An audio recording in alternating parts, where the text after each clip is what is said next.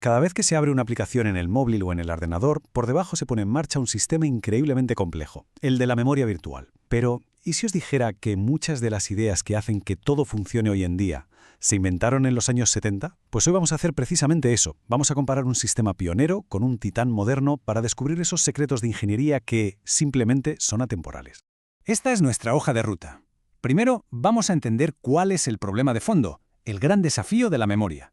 Después, viajaremos en el tiempo para conocer al pionero, el sistema VAX/VMS. De ahí daremos un salto al presente para ver cómo Linux, el estándar de hoy, se enfrenta a los mismos retos. Y para terminar, veremos algunos trucos que son tan ingeniosos que siguen siendo la base de todo. ¡Vamos allá! Venga, empezamos por el principio. El desafío de la memoria. ¿De qué hablamos cuando hablamos de construir un sistema de memoria virtual completo? No se trata solo de que funcione, claro. Tiene que ser rápido, seguro y súper flexible para aguantar todo lo que le echamos encima a nuestros dispositivos.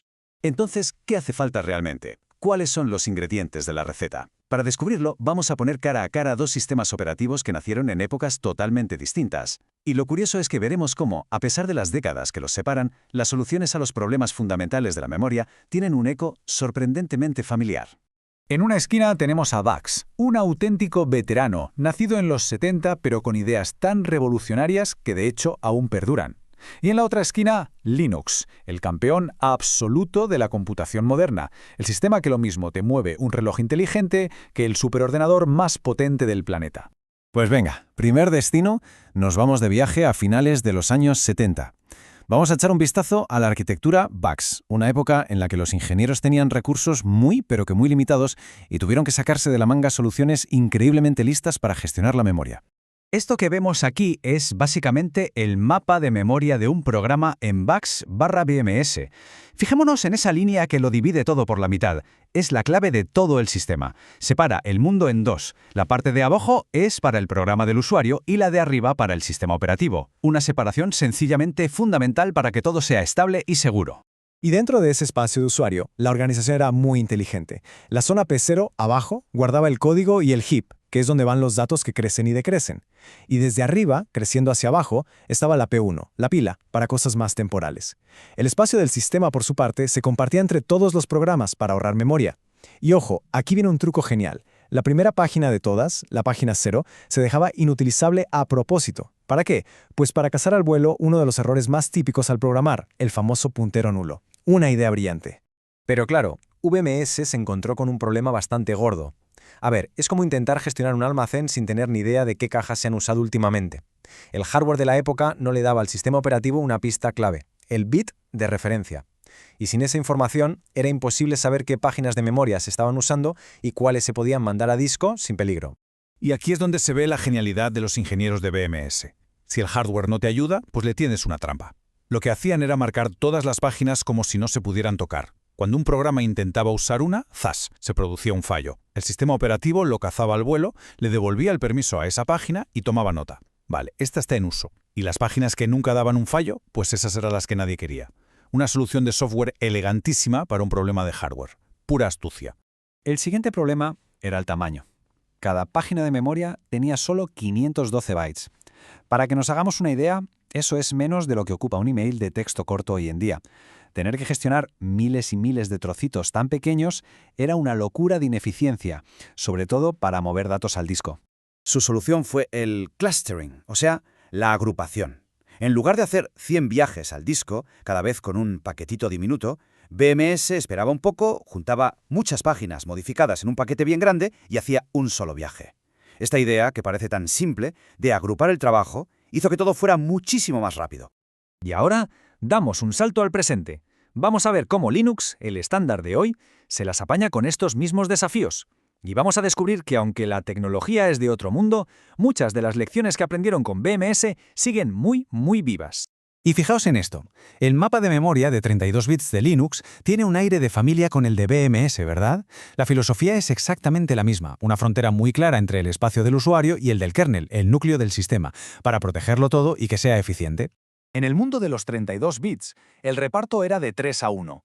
Los 3 GB de abajo eran, por así decirlo, el patio de recreo privado de cada programa, y el giga de arriba era la fortaleza del kernel, compartida por todos y, por supuesto, totalmente prohibida para los programas de usuario. Pero entonces llegó la era de los 64 bits, y con ella un espacio de direcciones que es astronómicamente grande. Gestionar todo ese universo con las viejas tablas de páginas era imposible. Era como intentar dibujar un mapa del mundo entero en un folio. Hacían falta capas, múltiples niveles de zoom. Para traducir una dirección virtual a una física en la arquitectura x86-64, el procesador tiene que hacer una especie de búsqueda del tesoro en 4 pasos. Cada trocito de la dirección virtual le lleva a una tabla, que le apunta a la siguiente y a la siguiente, hasta que al final del camino encuentra la dirección física real donde están los datos. Claro, este paseo por 4 tablas distintas puede ser lento. Para evitarlo, el procesador tiene una pequeña memoria súper rápida, una especie de chuleta llamada TLB. Es como tener los números de teléfono más usados en marcación rápida. Si la dirección está ahí, el acceso es inmediato. Si no, pues toca hacer la búsqueda lenta desde el principio. Para las aplicaciones de hoy en día que mueven gigas y gigas de datos, fallar en esa chuleta, en la TLB, tiene un coste enorme. Algunas aplicaciones llegan a gastar un 10% de su tiempo de CPU solo en estas búsquedas. Es un peaje de rendimiento carísimo. Y la solución es tan elegante como efectiva: usar páginas enormes o huge pages. En vez de dividir la memoria en trocitos de 4 kilobytes, el sistema operativo usa bloques mucho más grandes, de 2 megas o incluso 1 giga. Es como pasar de usar un mapa callejero a usar un mapa de provincias. Cada entrada en la TLB cubre muchísimo más terreno, y así la probabilidad de fallar se reduce en picado. Y con esto llegamos a la parte final, a los trucos más ingeniosos. Vamos a ver una filosofía que ya vimos en BMS y que no solo sigue viva, sino que es clave para el rendimiento de Linux y de cualquier sistema moderno: la filosofía de la pereza estratégica. Suena un poco a broma, pero es que ser perezoso es una de las mayores virtudes en el diseño de sistemas operativos.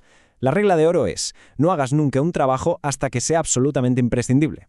Aplazar las tareas hasta el último segundo posible ahorra un montón de recursos y al final hace que todo vaya mucho más rápido. Un ejemplo perfecto de esta pereza inteligente es la puesta a cero por demanda. Cuando un programa pide memoria, el sistema operativo no se molesta en limpiarla, simplemente espera. Y solo cuando el programa intenta usar esa página por primera vez, el sistema interviene, la prepara y se la da. No se gasta ni un ciclo de CPU de más. Y la copia en escritura, o COF, es otra obra maestra de esta filosofía. Cuando se crea un proceso nuevo, que es una copia de otro, el sistema no duplica toda su memoria, que va, simplemente comparte las páginas originales. La copia de verdad solo se hace en el instante preciso en que uno de los dos procesos intenta escribir en esa memoria. Y gracias a esto, crear procesos nuevos es casi instantáneo. Y así, este viaje desde VAX hasta Linux nos deja con una pregunta final flotando en el aire. Ahora que tenemos memorias gigantescas, ¿tiene sentido seguir usando la página de 4 kilobytes, un estándar que nació cuando tener 1 mega era un lujo? Quizá, a medida que el hardware siga avanzando, el próximo gran salto en los sistemas operativos venga de repensar sus cimientos más básicos.